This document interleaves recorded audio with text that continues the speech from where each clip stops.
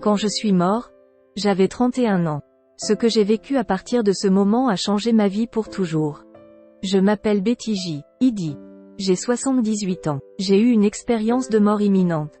J'ai subi une hystérectomie de routine, et c'est pendant ou après l'hystérectomie que j'ai vécu ma mort. J'étais hors de convalescence et dans ma chambre privée quand je me suis réveillée vers 930 heures du soir. Je n'ai ressenti aucune douleur. C'était comme si chaque dernière goutte de sang s'était écoulée de mon corps. Et j'ai essayé d'atteindre l'infirmière, mais j'étais trop faible pour atteindre le petit buzzer qu'ils avaient placé à côté de mon lit. J'ai alors senti cette sensation monter de mes pieds, une chose de type engourdissant. Et puis tout d'un coup, j'ai senti un mouvement dans ma poitrine. Et puis il y avait un son comme une pop. Mon esprit est sorti de mon corps à une vitesse très énorme. Et je pouvais regarder en bas et voir mon corps allongé sur le lit. Quand je suis descendu et que j'ai regardé mon corps physique allongé sur le lit, alors j'ai su que j'étais mort. Et j'ai pensé, oh, mon Dieu, je suis mort. Je ne sais pas comment je suis mort, mais je suis mort. Puis soudain apparurent à côté de mon lit 3 hommes d'apparence ancienne, anciens en ce sens qu'ils étaient vieux, mais ils étaient au-delà du vieux. Et ils m'ont expliqué que j'étais mort prématurément. Je voulais tellement voir ma famille. Alors je suis sorti par la fenêtre et je suis allé chez moi. Mon mari était assis sur une chaise, en train de lire un journal, alors je me suis approché et je me suis tenu à côté de lui. Et je me sentais préoccupée par le fait qu'il ne savait pas que j'étais morte, et mes enfants non plus. Et je m'inquiétais pour eux. Je m'inquiétais de savoir comment serait leur vie si je n'étais pas là pour eux. Et comme je me demandais à ce sujet, je pouvais voir chaque enfant. Je viens de voir chaque phase de leur vie et que leur vie irait bien même sans moi. Alors je me sentais content, comme n'importe quelle mère, que vous savez quoi? Ils vont s'en sortir. Puis je suis retournée rapidement au lit d'hôpital et j'ai été entraînée dans cet immense tunnel. Il y avait du son, il y avait de la musique, il y avait des carillons. C'était extrêmement relaxant, très confortable. Et je suis passée par le tunnel, dans le tunnel, et j'ai voyagé dans cet espace noir. Puis soudain, j'ai vu une forme tout au bout de la lumière. Et alors que je m'approchais de la lumière, je pouvais voir la silhouette bouger avec les bras écartés comme ça. Et il était Jésus-Christ. Et j'ai tendu la main vers lui et j'ai mis mes bras autour de lui pendant qu'il me tenait aussi. Et il a dit, « Ce n'est pas encore votre heure. Ce n'est pas encore votre heure. » Des anges ou des gardiens ou des gardes ou des partisans de lui et moi sont venus.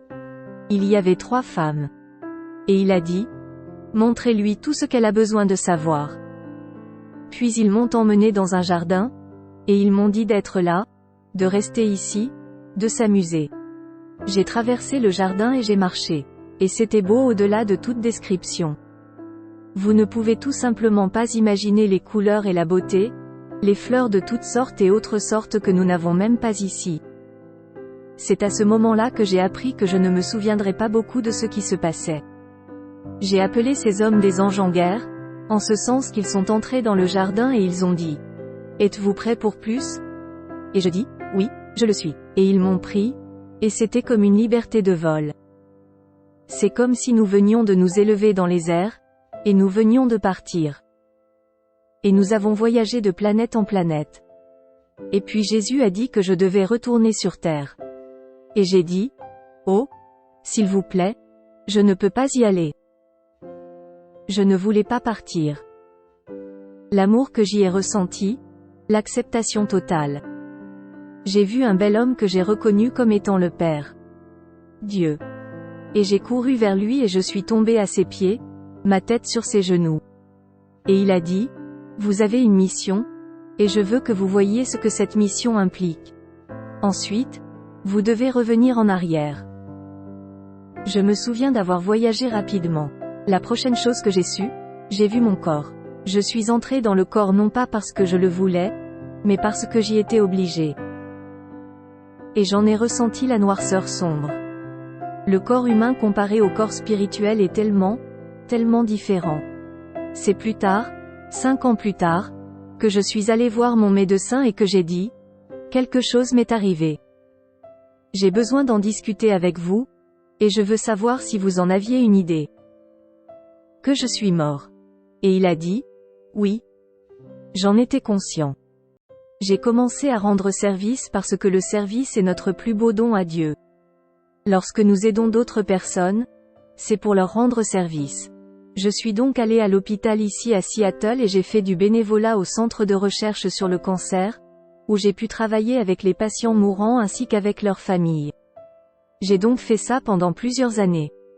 J'ai commencé à aller dans diverses organisations religieuses pour parler, pour partager. Je veux y retourner. Et je l'ai fait. Jésus m'a promis qu'il me ramènerait là où je suis parti quand je devais le quitter.